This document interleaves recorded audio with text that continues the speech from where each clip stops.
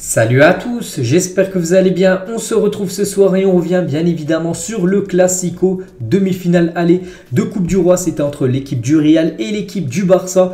Et le Barça s'en sort très bien ce soir du côté du Santiago Bernabéu avec une victoire 1-0. Donc l'unique buteur, c'est même pas un joueur du Barça, c'est Militao, défenseur brésilien du Real Madrid qui a marqué contre son camp.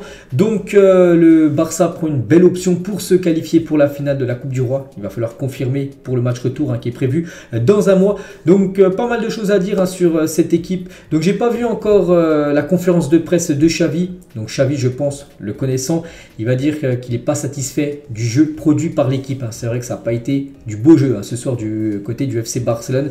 Je pense que c'est la première fois depuis le début de la saison que le Barça a été autant dominé lors d'une rencontre cette saison. Après, je pense que Xavi, ça va le dire. Si on retient le score, le tableau d'affichage, ça fait 1-0. Et c'est surtout ça le point positif qu'on va retenir. C'est cette victoire 1-0. Un synonyme, bon, pas encore de qualification pour la finale, mais tu prends une belle option pour se qualifier, bien sûr, pour cette finale. Donc voilà, il y a eu des périodes dans le match où vraiment le Barça était l'asphyxie. Ils étaient vraiment quasiment les 11 dans la surface de réparation. Il y a eu beaucoup de... voilà, le Real a quand même dominé l'équipe du Barça. Mais bon, le Barça, les gars, avec une défense, vraiment la défense, là, ça a été le gros point fort ce soir. On sait que c'est le gros point fort en Liga.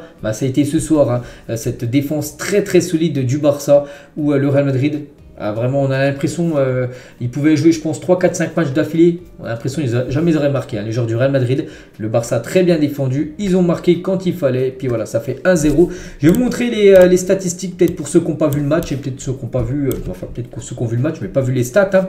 Donc côté possession, bon, normalement le Barça souvent le monopole du ballon, la possession de balle, tout ça, donc pas ce soir. Seulement 36% de possession de balle, 64% pour le Real Madrid. Côté FC Barcelone, c'est seulement 4 tirs. C'est pour vous dire voilà, que Xavi, je pense que quand demain je vais parler de sa conférence de presse, je pense qu'il ne va pas être content globalement de ce que l'équipe a produit, parce que 4 tirs seulement au bout de 90 minutes de jeu, ça fait une frappe toutes les 20 minutes à peu près.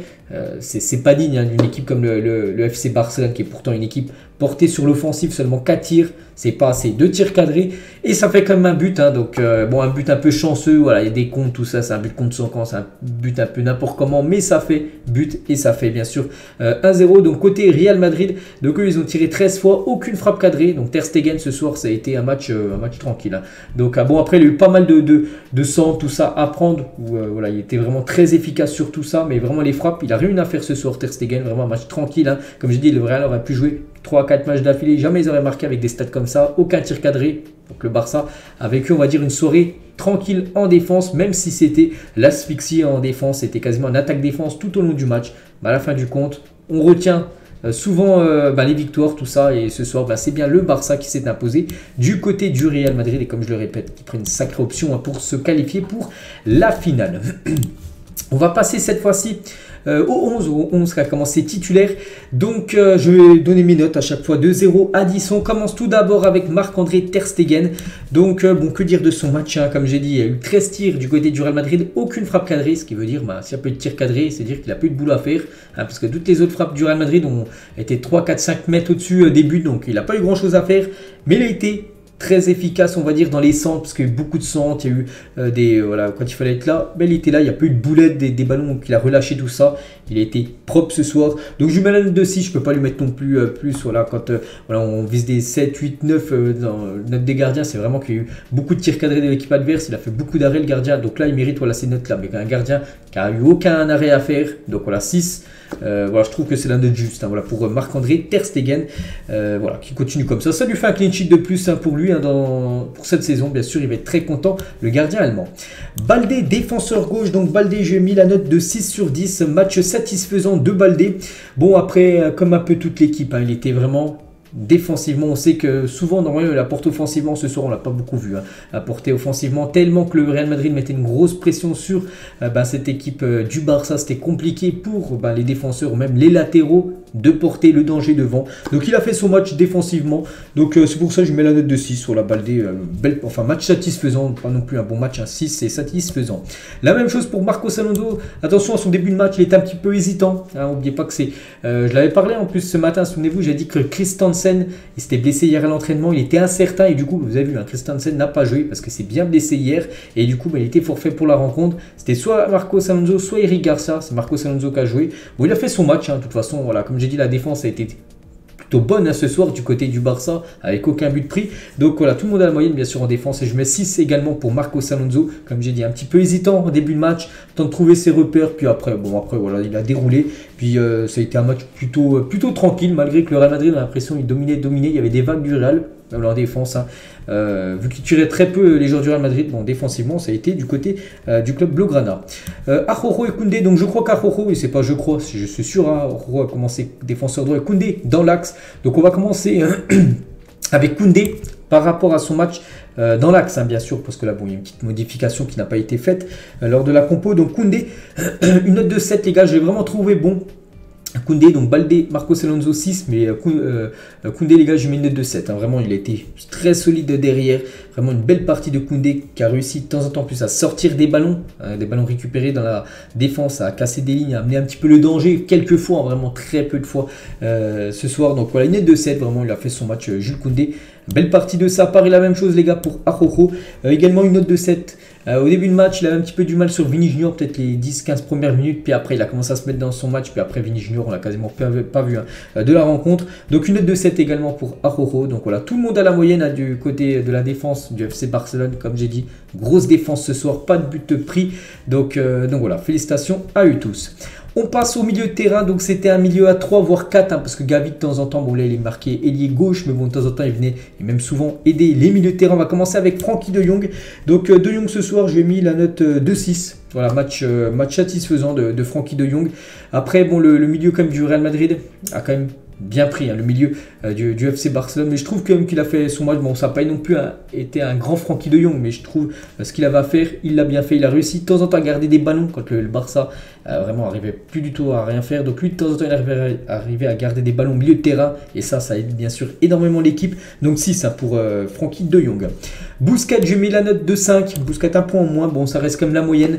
Donc un match moyen de sa part. Bon, il a touché pas trop de ballons, hein, ce soir, comme j'ai dit, hein, la maîtrise du ballon c'était plutôt côté Real Madrid que côté FC Barcelone.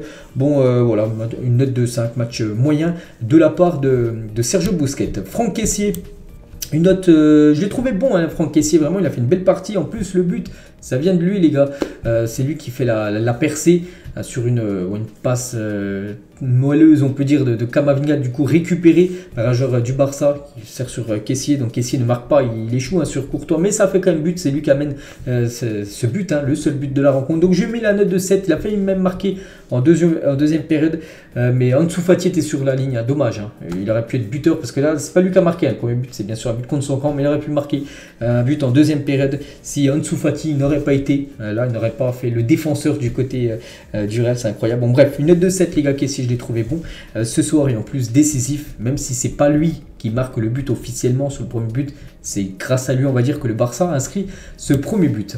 Et on finit avec la triplette en attaque. On commence avec Gavi. Gavi, je l'ai pas trouvé super bon Gavi, je sais pas ce que vous en pensez, hein. On se souvient de sa super coupe qui avait été énorme, super coupe contre le Real où il avait fait un but et 2 passes décisives un soir. Ça n'a pas été un grand Gavi, une note de 4 les gars, match insuffisant de Gavi. Il peut faire beaucoup mieux, en plus il était très nerveux. Bon, il a pris un carton jaune, ce qui est mérité.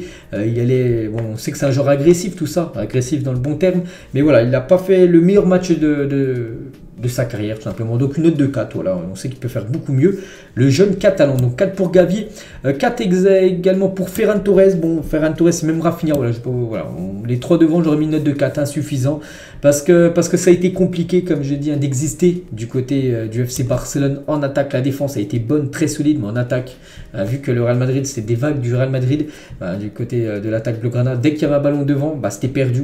Le joueur, par exemple Ferran Torres tout seul, il y avait 3 joueurs du Real Madrid autour de lui, c'était perdu directement le ballon. Donc ça a été compliqué. C'est vrai que Ferran Torres, c'est pas Lewandowski, c'est un joueur quand il reçoit le ballon d'au but, hein, au but adverse, mais il a du mal à conserver ce ballon. Lewandowski lui arrive à garder ce ballon et à redistribuer bien sûr cette balle. C'est que là vraiment il a beaucoup manqué, hein, Lewandowski. Donc 4 pour Ferran Torres et 4 également pour Rafinha. Bon, Rafinha qui a essayé, hein, il a essayé, mais ça a été trop compliqué. Il y avait trop peu de monde qui le suivait derrière. Donc voilà. Bon, après Voilà, ils n'ont peut-être pas la moyenne, mais bon, à la fin du compte, le Barça s'impose 1-0 et c'est bien ça le plus important, bien sûr, de la soirée. Donc voilà ce que j'avais à dire sur cette rencontre. Je ne sais pas ce que vous en avez pensé, vous, de cette rencontre. J'ai dit une rencontre un peu bizarre où ça a été un Barça quand même dominé ce soir. On va pas se mentir, le Real Madrid a été plus entreprenant que cette équipe du Barça parce que déjà il veut égaliser, mais le Barça gagne le match 1-0 et on va surtout retenir nous la victoire avant bien sûr le match retour le mois prochain. Et entre temps, n'oubliez pas, le 19 mars prochain il y aura le match cette fois-ci de Liga. Donc là les deux prochains classicos se joueront au Camp Nou. Donc voilà les gars ce que j'avais à dire concernant ce Real Madrid-Barça. J'espère que ça vous a plu. On se retrouve demain après-midi avec beaucoup d'infos bien sûr concernant cette rencontre. Et moi je vous laisse bonne soirée à vous et à demain.